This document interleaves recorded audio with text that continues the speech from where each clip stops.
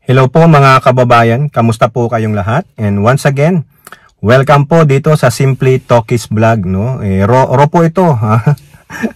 Wala nang edit ito, maglalagay lang tayo ng supporting docs, no? Yung title ng ating pagkukuhanan ng news report o article, no? Tulad po ng topic natin, ito pong another mga pangalan na nadiskubre ng mga prosecutors para po sa impeachment trial ni Pusit.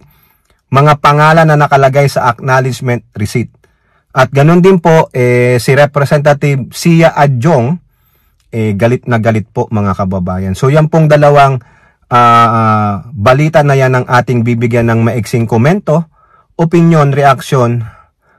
At ganun din po, tayo po'y magpapasalamat sa lahat ng ating channel subscribers, mga followers, mga nagla-like at nagsishare ng ating videos. Special shoutout to all our OFWs, to the men and women in uniform, sa mga frontliners at mga guro, and may God bless us all. May God bless our country, and may God bless and protect the Marcos administration from the forces of evil, from the likes of Dutertes, their minions and their followers, and to the anti-Marcoses. So, tulad po ng nabanggit ko kanina, dalawang article po ito. So, dalawang topic. Una po, yung nadiskubre, no, ng mga prosecutors, no? At ito po ay ibinalita doon po sa HOR press conference or meet the press. O, nandiyan po si First District Representative ng La Union, si Representative Paulo Ortega. Diyan po sa balita ng GMA News. Ayan po. Jog de Asim, Amoy Lu, among new names floated as Comfy Pants recipients. Ayun, patay na naman tayo. No, una merong mga Mary Grace Piatos, Kokoy Villamin. Sumunod, merong mga Dudunggang, 5 Dudong, isang J Kamote at yung isang Mangga. Ngayon naman, puro mga amoy. Melon amoy. Di ba, visit to? Ay, nako, paano kaya ididepensa ito ni BP Sara Pusit ninyo? O, kasi po, meron pong article dyan, ayan po, ano ang sabi niya sa article ng Inquirer dati? She doesn't need to explain saan niya pinunta ang confidential funds. Confidential nga eh. Hindi nyo maintindihan, confidential nga. Nako, yun ang sinasabi niya.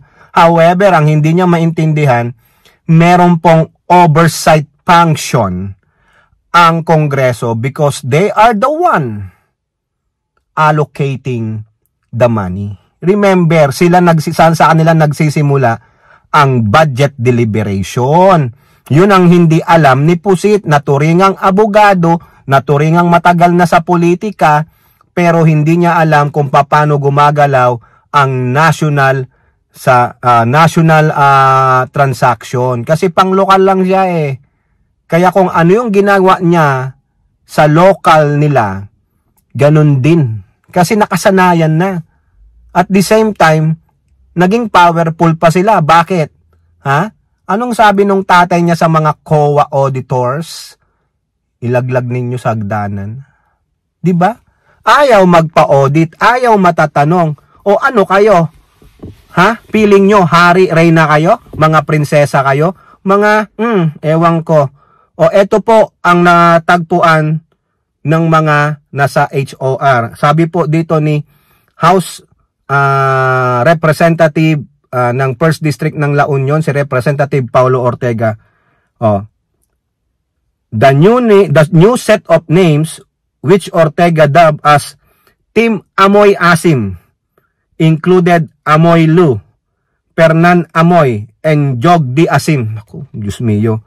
According to the La Union lawmaker, these names that were submitted by the DepEd and the OBP to the COA have no marriage or birth certificates, marriage or death records in the PSA, or better known as Philippine Statistics Authority.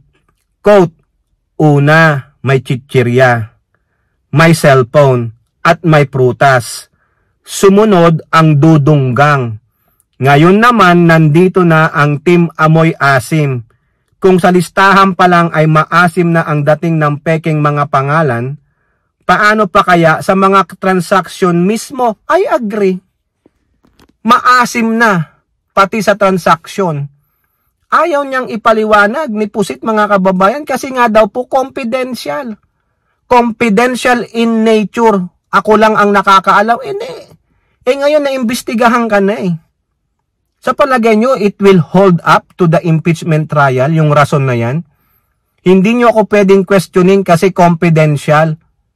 Paano naman ang oversight function ng Kongreso?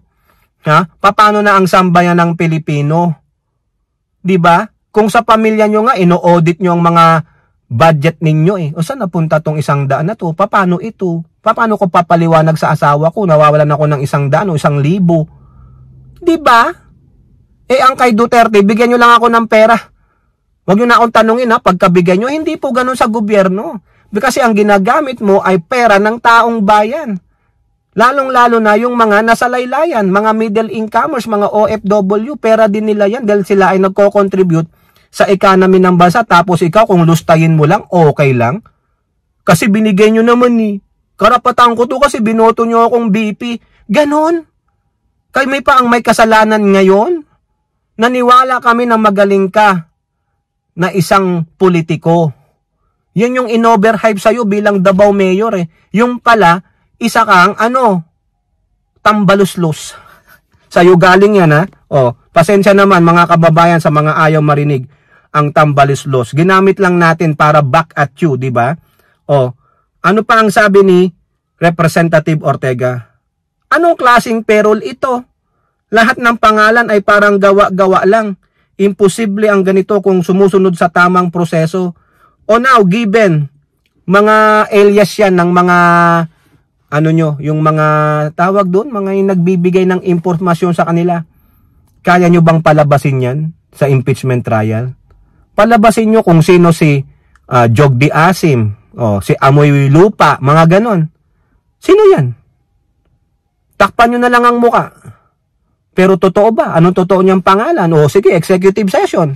Saka, impeachment trial, lalabas lahat Paano ito ididepensa ni Pusit, mga kababayan? Nakakahiya po No? Paulit-ulit. Dadami pa ito matutuklasan nila. Ang matindi pa na isang mga kasalanan ni Pusit doon sa kanyang confidential funds. He doesn't know the Republic Act that she is violating when he commanded that two of his personnel, one from OBP and one from DepEd, mga disbursing officers, na sila ang magbigay ng pera doon sa mga PSG ni Pusit at sila ang nakakaalam ng paano i-disburse. Ano ang sabi ni Kong Luistro? You have violated a Republic Act. Kasi wala naman sa mandato nung dalawa na yun na sila ang mag-disburse. Only the command of BP. Tapos sasabihin niya wala daw siyang alam doon. Hindi niya daw nakita, mga kababayan, yung mga receipt na yun. Gawa-gawa lang daw ng COA yun. Really? So ang COA, tinarantado ang mga House of Representatives? Ganon? So ibig sabihin, wala ka palang alam sa mga transaksyon na nagaganap sa opisina mo? What kind of a leader are you? Di po ba mga kababayan, anong klaseng leader ka? Wala ka palang kwentang leader, mga kababayan. Napaka-inutil. Ano ka dyan? Palamuti? Tapos pag may magandang nangyari, nagawa ang iyong department, sa'yo lahat ang credit. Pero pag kagawa ng kabalbalan, deflection, maninisi ka, ganon. Wala kang kasalanan, ay puta, walang accountability mga kababayan. Now, labas tayo dyan, no? Nakita nyo kung gaano karaming mga kabalbalan ang pinaggagawa ni Pusit. Eto pa, hindi lang sa Pusit, sa mismong Davao City. Ang daming kabalbalan, remember? May mga nahuli ng mga 39 na personnel ng security nila, yung mga naglilibot sa gabi, mga bantay tanod, empleyado ng Davao City. 39 of them tested positive for illegal substance. Sariling backyard nila, Baste Duterte, hindi niya alam. Parang yung ate niya, walang alam. Ano alam ninyo? Di ba? Now, nahuli rin sila ni General Torre na ririkitotis, ng mga blatter. O now, mga kababayan, ito, kaya galit na galit si Representative Sia Adjong ng Lanao del Sur. At siya rin po ay House Assistant Majority Leader. Sa politiko, ano sabi? Treason yan. Pagtatraidor.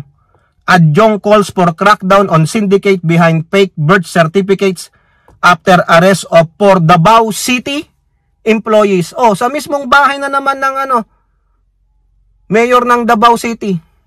Bahay niya yan eh. 'Di ba? Davao City Hall. Sa Civil Registrant Office, may sindikato. 4 po ang nahuli na nag-i-issue ng fraudulent fake birth certificate sa mga Chinese nationals. Hindi mga Pilipino, pero binibigyan ng peking birth certificate.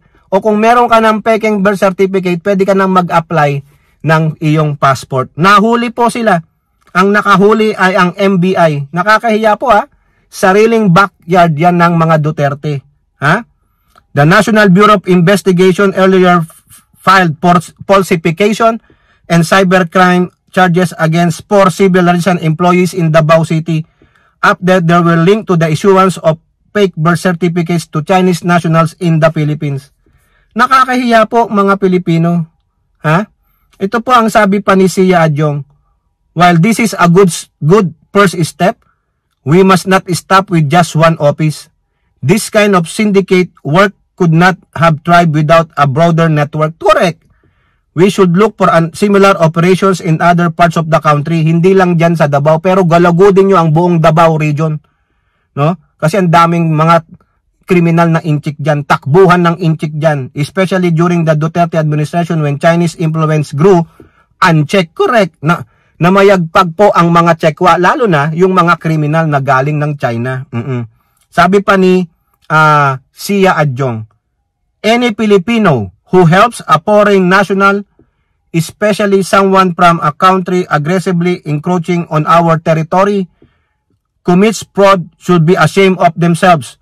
This isn't just a case of corruption. This is treasonous behavior. Yun, pagtatraidor. Dapat nga i-firing squad yung mga yan, mga hayop na yan.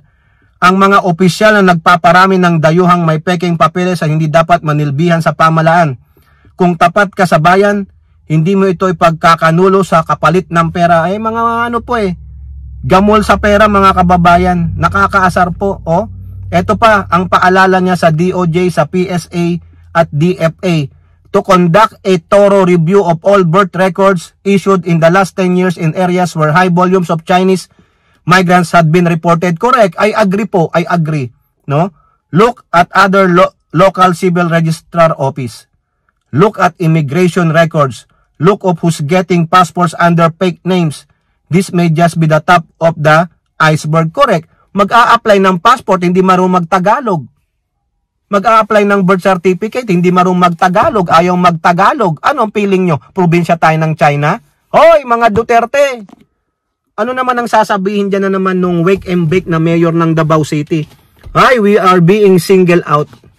Sinisingle out na naman kami, pinupuntirya kami ng Marcos administration. O yan, talagang pinag-iinitan kami. Mokong! Nahuli kayo ng MBI at alam naman namin na yung Davao na yan ay ang takbuhan ng mga kriminal na inchik. Diba? Diyan nga sa isang bayan diyan sa Davao del Sur ba yun? Diyan, 100 Chinese fake birth certificate nahuli diyan. O ngayon sa Davao, diyan pala siguro yung takbuhan ngayon. May cartel sa loob ng Davao City Hall na hindi nila alam. O anong ginagawa ng mayor ng City Council? Diba nakakahiya po kayo? O, diba? Yung isa, si mga pangalan ng mga, amoy asim. Maasim talaga ang mga Duterte. Naku, Diyos mio. O kayo po, ano pong inyong masasabi? Comment down below. And don't forget to like and share. Hope to see you in the next videos.